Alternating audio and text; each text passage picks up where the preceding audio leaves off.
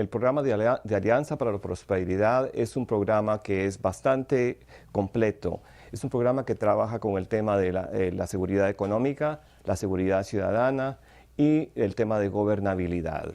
Y también tenemos el establecimiento de unidades especiales de investigación que trabajan con las autoridades, en el caso de Guatemala, con las autoridades guatemaltecas, que se dedican a hacer investigaciones que buscan la desarticulación de las redes de narcotraficantes.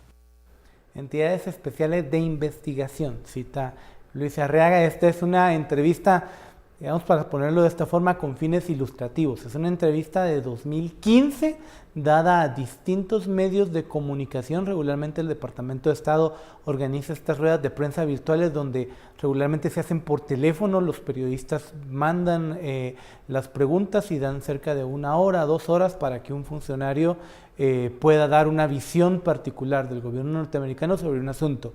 Esta entrevista en particular hablaba sobre Centroamérica y en este caso el señor Arriaga estaba funcionando como secretario adjunto de Estado para temas de narcotráfico, y el término, nunca yo lo he encontrado en la terminología correcta en español, pero es enforcement of the law, o sea, cumplimiento de la ley, ¿verdad? Cumplimiento de la ley. A ver, esto sí corrobora que la embajada norteamericana tiene claro que uno de los pilares sobre los que va su estrategia tiene que ver con la Comisión Internacional contra la Impunidad en Guatemala. Ricardo. Sí, indudablemente. Y aquí menciona elementos importantes que creo que al final de cuentas no se comprenden igual en Guatemala que en Estados Unidos ni en cualquier otro país. El tema de la gobernabilidad, por ejemplo, ¿no? O sea, ¿qué estrategias vamos a utilizar nosotros para generar mínimos de gobernabilidad y qué estrategias consideran los países extranjeros que pueden implementarse para esa gobernabilidad que al final de cuentas les sea beneficioso y haya un trabajo mutuo?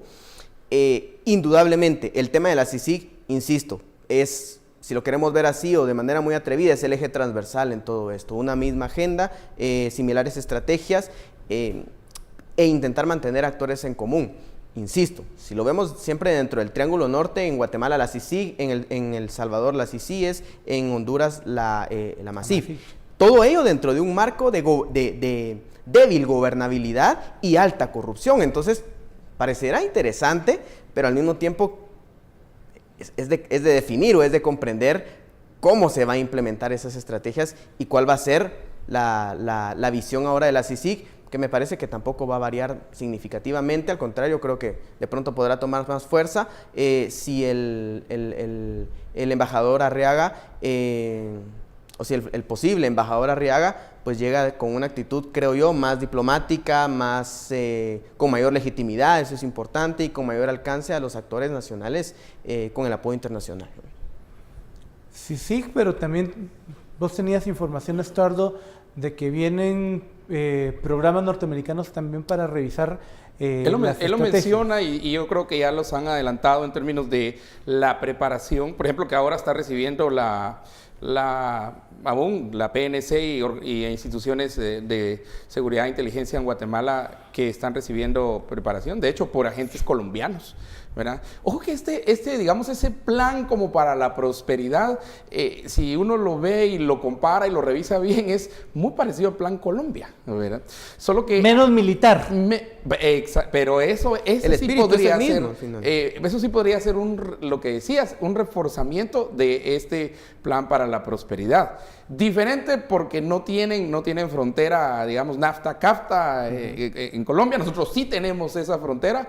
Nosotros, Guatemala me refiero, no la tiene Honduras, no tiene Salvador, pero nosotros sí la tenemos. Y esa frontera sí es muy importante, que arriba de 900 kilómetros, ¿verdad? Que se vuelven muy deseados. Una pregunta que yo siempre he tenido es, siempre estamos nosotros a la expectativa de quién va a venir, qué va a hacer, cuál es la agenda, pero nunca nos preguntamos, ¿y cuál es nuestra agenda? ¿Cuál es la agenda de nuestra diplomacia? ¿Cuáles son nuestros intereses? ¿Qué queremos? ¿Qué vamos a ir a negociar? Porque nuestro modelo de negociación es un modelo bien tercermundista. Aquí van un montón de ONGs y gente que a poner la mano. Es limosnear. Miren, ya tenemos que terminar ese modelo de limosneros. Tenemos que decir, bueno, usted tiene sus intereses, nosotros también tenemos nuestros intereses. Y el interés que tienen ellos es el gran interés de toda nación, Homeland Security. Entendamos qué es Homeland Security. Y entonces, si sabemos eso, esa es joya de la corona. Ellos les tienen que cuidar esa joya de la corona. No pueden tener ahí una disrupción en términos de seguridad. Y a nosotros nos asocian con, por lo menos, Homeland Insecurity.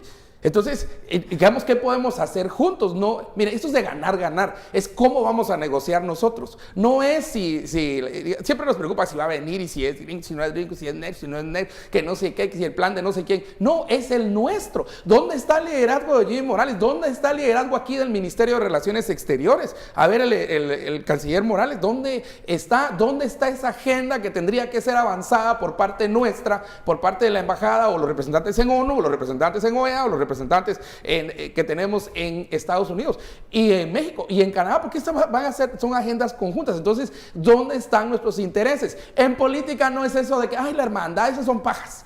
En política solo hay intereses y los nuestros tienen que estar claros y tenemos que ir a negociar y tenemos que negociar bien.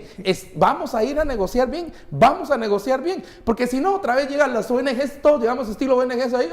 ¿Qué me van a dar? Bueno, pero, ¿cuánto me van a dar? Eso es lo primero que pregunto. Es una vergüenza. Las ONG llegan, por lo menos van a llegar y van a llegar, pero eso viven. Mi punto es, a la luz de lo que hemos visto de los últimos 6 años de administración, entre Otto Pérez, Alejandro Maldonado y Jimmy Morales, también los gobiernos norteamericanos no se van a poner en el plan de, bueno, hablemos, negociemos de intereses, cuando tuvimos 4 años de un gobierno muy proclive a uno de los enemigos de la agenda norteamericana, que era el narco.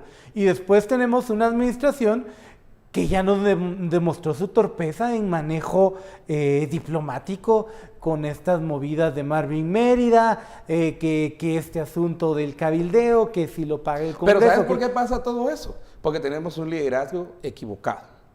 Porque ¿dónde está la agenda de liderazgo de Jimmy Morales? Pregunto. Mira, como diría el filósofo reggaetonero, lo que pasó, pasó. ¿Ya? Lo que tenemos es hoy hacia adelante. ¿Cómo me voy a hacer? ¿Cómo me voy a proyectar? ¿Qué voy a pedir? ¿Y por qué me interesa? ¿Cuál es mi interés? ¿Cuál es mi objetivo? Es que no es tanto el otro, tenemos que discutir nosotros.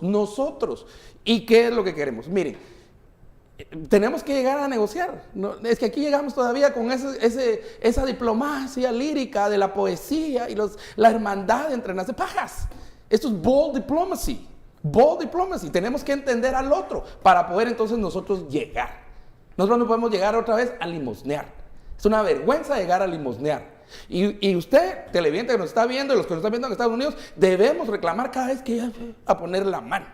¿Ya? Porque Ricardo, eso no es un tipo de negociación. ¿Identificas puntos en los que podamos como país llegar a negociar con esta administración, con el Departamento de Estado? A ver, es que el problema es que estamos pensando que tenemos una clase política fuerte, una clase política clara, una clase política experimentada, lo suficientemente astuta o estratégica para justamente considerar lo que vos ya decías, Estuardo, que la Realpolitik demanda un ganar-ganar. Demanda tener claridad de intereses y saber defenderlos, sí, que creo que es lo más importante.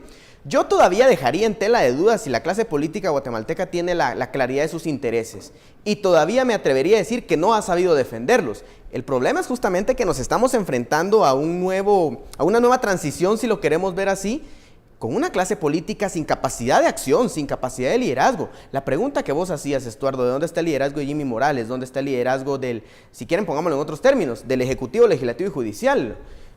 Creo que los televidentes amigos que nos están viendo, al igual que yo, nos intentamos todavía responder esa pregunta, porque no lo hemos visto, y quizá voy a ser muy pesimista, pero dudo que lo vayamos a ver de aquí a que termine su gestión, que esperemos que la termine por el bien de la democracia.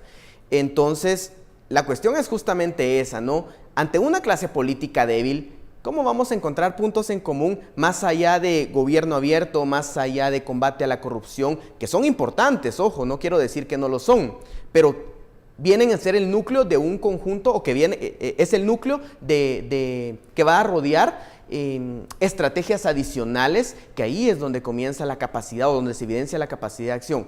Pero más allá de combate a la corrupción, más allá de fortalecimiento institucional, más allá de un gobierno abierto, transparente y con capacidad de receptividad y de coparticipación, ¿qué más tenemos? El problema creo que es justamente eso. No hay capacidad, no hay claridad y no tenemos esa conciencia ciudadana y conciencia política, insisto lo que vos ya decías, Estuardo, de que esto es un ganar-ganar, sino más bien un ceder esperando ganar algo. Creo que va a ser como la lógica que se esperará y que de pronto en ese ceder ganar, que no es lo adecuado, pues esperemos vernos beneficiados en alguna medida, ¿no? Pero de ahí no sé qué más podríamos hacer. ¿Qué tanto puede influenciar, digamos, fuera de que ya hemos hablado de los puntos comunes del norte que tiene el Departamento de Estado, qué tanto puede influenciar que en esa oficina de la Avenida de la Reforma va a estar sentado un guatemalteco? O sea, que habla guatemalteco, por decirlo de alguna forma, que de seguro debe tener lazos familiares, que de vez en cuando va a recibir o recibió retroalimentación de cómo estaba el país fuera de los canales diplomáticos oficiales. Sus cuates le contaron, ¿decís? Su abuelita le contó. Sus familiares le contaron. ¿Puede eso ser un factor que influya?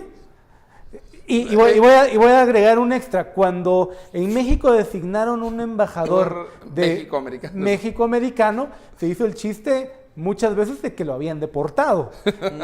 Pero un poco es ilustrar la idiosincrasia que tiene el guatemalteco sobre un guatemalteco en un puesto de poder extranjero. Que no dudes que memes ya van a ver por ahí. Sí, hay uno muy bonito de Iván Velázquez. Muy aspiracional, fíjate, si regresa embajador, que no sea un incentivo para que entonces empiece la gente a irse. No creo que sea eso. Pero mira, más allá de dónde nació y dónde creció, para mí sí es muy importante dónde estudió. Estudió en una excelente universidad, la Universidad de Wisconsin, y su profesión y todo eso, pero no se dedica necesariamente, es economista, su doctorado es en economía, pero se dedica a cuestiones diplomáticas. Ante todo, siendo ciudadano de Estados Unidos y habiendo jurado lealtad a la bandera de Estados Unidos, viene a defender los intereses de Estados Unidos. No perdamos de vista eso. Sí, más bien. Y es un diplomático de carrera. Entonces está muy claro que viene a defender los intereses de Estados Unidos. Una vez en un pedacito donde yo daba clases, invitamos a un embajador en una institución donde yo daba clases y llegó un ex embajador que se llamaba James Durham, tal vez algunos simpático él. Simpaticísimo. Neoyorquino, yo creo que es la persona que mejor ilustra al neoyorquino. Sí, con todo el acento así, el neoyorquino pesado, ¿verdad?